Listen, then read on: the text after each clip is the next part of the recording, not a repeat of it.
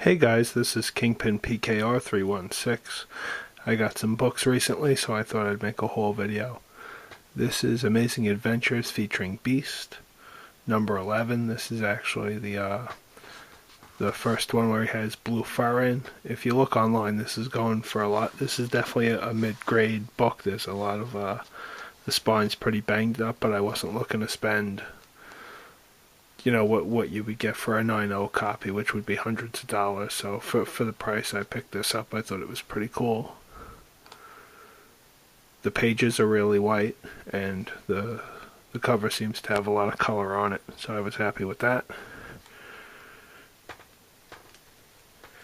This is Logan's Run, number 6. The second story towards the end of the Logan Run story. It has a Thanos story in it on like the last 5 pages or something, so that's why I picked this up. Then it's drawn by Mike Zeck too, which is pretty cool, the Logan story. And I'm pretty sure the guy who wrote the story is Steve Edelman, if I'm not mistaken. This is Mighty Avengers, number 62. First appearance of Man-Ape. It's got a Black Panther on the cover, so I thought that was pretty cool, so I picked that up. This is Giant Size Spider-Man and the Masters of Kung Fu. This is number 2. This book's in really good shape too, so I was happy to pick this up. This is Captain Marvel, number 53. I picked it up because of this is actually my only Captain Marvel from this series. The black bolts on it, and you see down there in the corner, there's a little rip right there. And the pages of the book are like dark brown. I don't even know how they're really brown. Like they could use it on the color swatch to see how the colors get from really white to cream to brown. These are like the paper, and this is brown. I've seen this, and if you ever go looking in back issues for books, this is always missing. This is almost never there. So when I seen this, I picked it up. This is in really good shape. This is definitely a 9.0. And this is Peter Parker, the Spectacular Spider-Man, number 64. The first appearance of Cloak and Dagger, so I was happy to get that.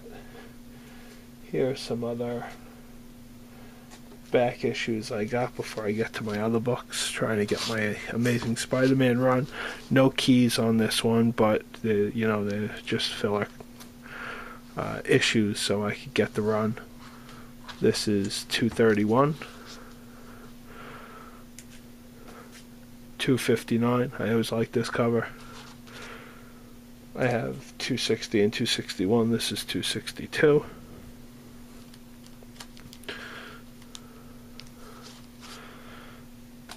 $263, $264.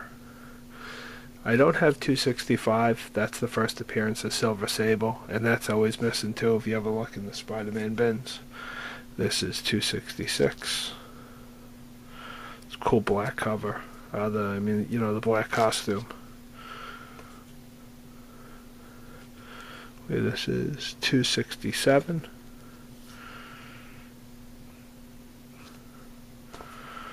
268. Another cool cover. Secret Wars 2 tie-in. This is a 37 page. This is number 275. Really cool cover. Now I have 2 of those. This is 344. This is the first appearance of Cletus Cassidy. You got that book? Okay, let's see the rest of these books now. The rest of these books are going to be new issues. You got Batman Eternal, number 44. I'm not going to really go into what happens in here. If you're reading it, you know, and if you don't, it's not like you're going to pick up a series, 3/4 of the way through. But I thought it was pretty good, this 344. Not 344, sorry. 344, and this is 45. both good issues. Now, in this Green Arrow comic, Felicity Smoke gets arrested for hacking into government files, and they throw her in a Supermax prison with Cheetah. That's why you see Cheetah and Green Arrow on the cover, and he goes there to break her out of the Supermax prison. And on the last page, because I guess Queen Consolidated got their money taken by John King with the help of Zahara.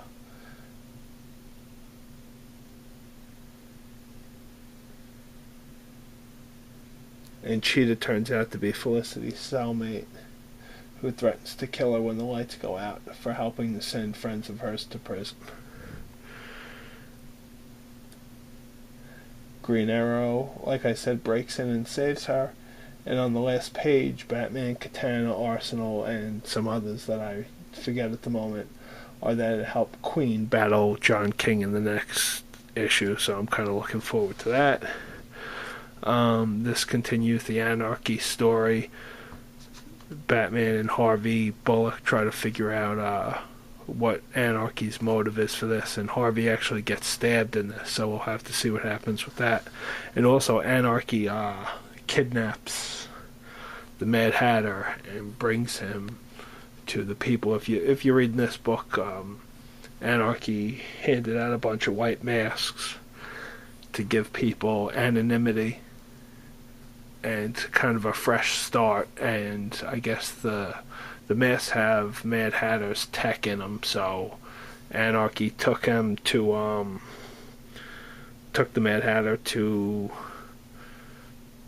a bunch of these guys that have these masks on, and he says they're gonna kill Jervis Tetch and rip him apart. So that was a pretty good book.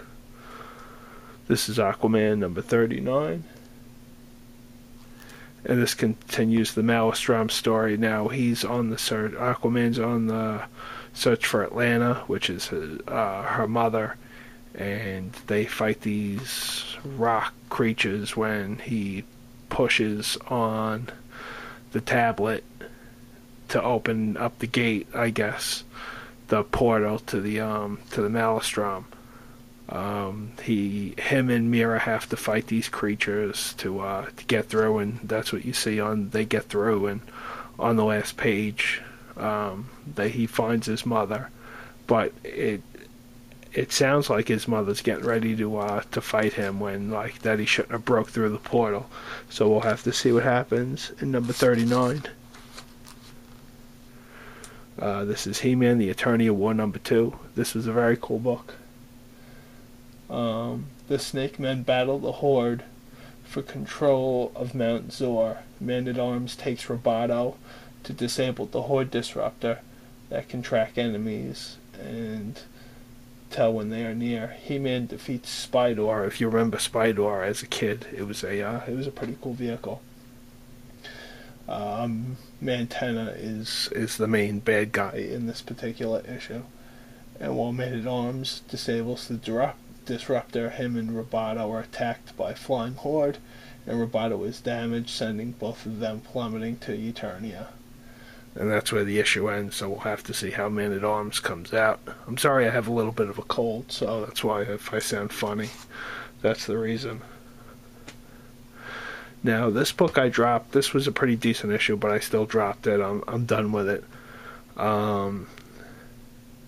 If you're following this along, Ulysses was tricked by Superman into letting the 6 million people, letting them back to Earth and destroying his planet, because he needs 6 million people every certain amount of years to fuel the planet. And in this one, you see he gets new powers, he gets a new costume, but he also tells Jimmy Olsen that he's Superman, which is the big key part of that to me. Now this is Uncanny X-Men, number 30. And this is a good book as well. There's Matthew Malloy, who's the New Mutant in this. SHIELD hits him, Cyclops, and Magic with missiles, a barrage of missiles, which seems to have killed Scott Summers. Nobody knows what magic is. And Matthew Malloy survives. And Eva Bell goes back in time to tell Professor Xavier that they need their help. And on the last page, Professor Xavier shows up to them with the classic line of "To me, my X-Men," which is like a famous thing he said. So I was pretty pumped on that. That was pretty cool. I'm looking forward to getting number 31 of this. This continues to be a good story. Now, ISO was Anelius needs a host, if I'm saying that his name correctly, and he picked ISO. And while ISO was in the middle of the procedure, the reader comes in, saves ISO, and Anelius follows them to where they are to attack New Atlantia. And on the last page of this, when Gorgon thinks all hope is lost because their forces are depleted anyway with everything that's been happening with the Inhumans, Black Bolt shows up and says, "Fear not," that he's here to help them. So that definitely makes this a lot more interesting if Black Bolt is there to lead them in any kind of crusade they have. This is one more thing I got that I thought was pretty cool.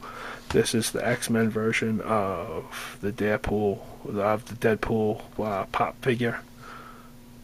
So there's no characters on the back. They just give you that one they show. But I thought it was pretty cool, so I picked it up. I just want to thank everybody who comments on my videos. That's all I have this week. Everybody who watches, I really appreciate it. You guys are great. This is Kingpin PKR 316. Have a nice week.